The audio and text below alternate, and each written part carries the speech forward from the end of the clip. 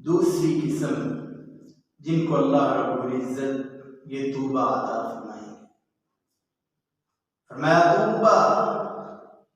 لمن طال عمره وحسن عمله، کہ وہ بندہ جس کو اللہ نے زندگی لمبی عطا کی ہو اور وہ نیک عمل کرتا ہو، اللہ رب العزت اس کو توبہ عطا فرمائے گی۔ یہ نہ ہو کہ اللہ نے زندگی تو عطا فرما دی، لمبی زندگی تو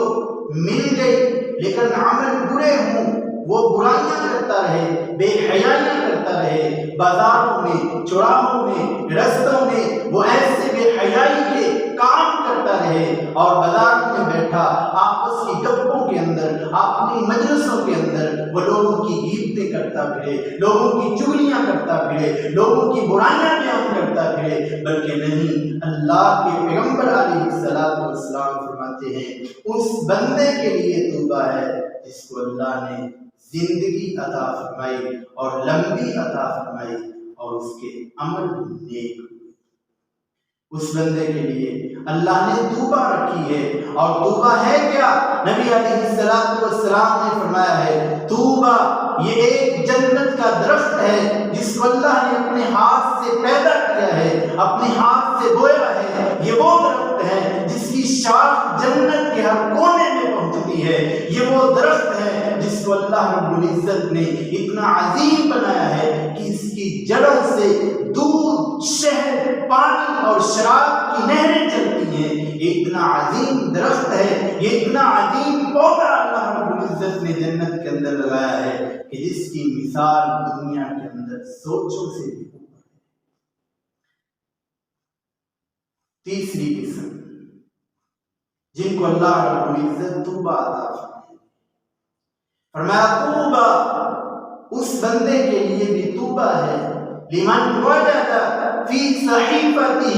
کہ جس بندے نے قیامت والے دن اپنے نامہ اعمال کے اندر فرمایا استغفارا کثیرا لمن وجد فی صحیفتہ، استغفارا کثیرا، جس بندے نے اپنے نامہ اعمال کے اندر استغفار کو پایا اور کثرت کے ساتھ پایا، وہ دنیا میں زندگی گزارتا رہا، استغفار کرتا رہا، اللہ سے گناہوں کی معافی مانگتا رہا، وہ دنیا میں زندگی بسر کرتا رہا، اللہ سے گناہوں کی معافی مانگتا رہا، جب بھی گزرتا، جب بھی زبان ہلتی، جب بھی اس کے ہونٹ ہلتے، اللہ سے معافی، اللہ سے مغفرت، اللہ سے بخشش مانگتا، وہ اس گناہوں کی معافی مانگتا جو اس نے اپنی زندگی میں کیے تھے، گناہوں کی معافی مانگتا چلتا گیا، گناہوں سے معافی مانگتا گیا، اللہ اس کو معاف کرتا گیا۔ قیامت کا دن ہوگا، اللہ رب العزت اس بندے کو استغفار کی کثرت کی وجہ سے وہ توبہ عطا فرمائے گی جس کو اللہ نے اپنے ہاتھ سے کیا۔ اور سورۃ النور کے اندر اللہ رب العزت فرماتے ہیں استغفروا ربکم انہ کان غفارا،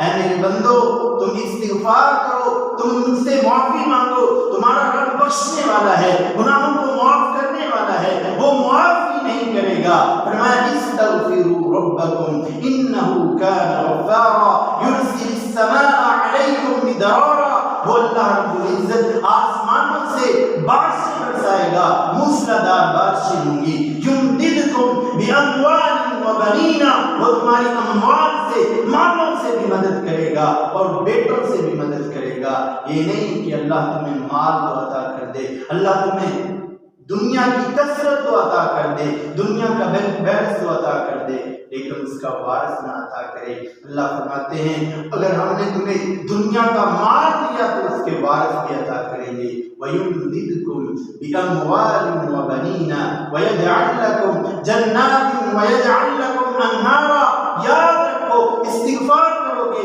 اللہ تمہیں استغفار کی برکت کی وجہ سے دنیا کے اندر باغات بھی عطا کرے گا، اور ان باغات کو پانی لگانے کے لیے اللہ نے دیا۔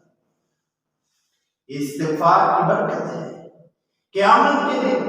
جنت الفردوس ملے گا، اور جنت الفردوس کے اندر توبہ کا درخت ملے گا جس کی جڑوں سے اللہ رب العزت شہد، شراب اور اس طرح کی دودھ اور پانی کی نہریں نکالتا ہے۔ یہ یہ اللہ رب العزت کی طرف سے انعام ہوگا اس بندے کے لیے جو کثرت سے استغفار کرتا ہے۔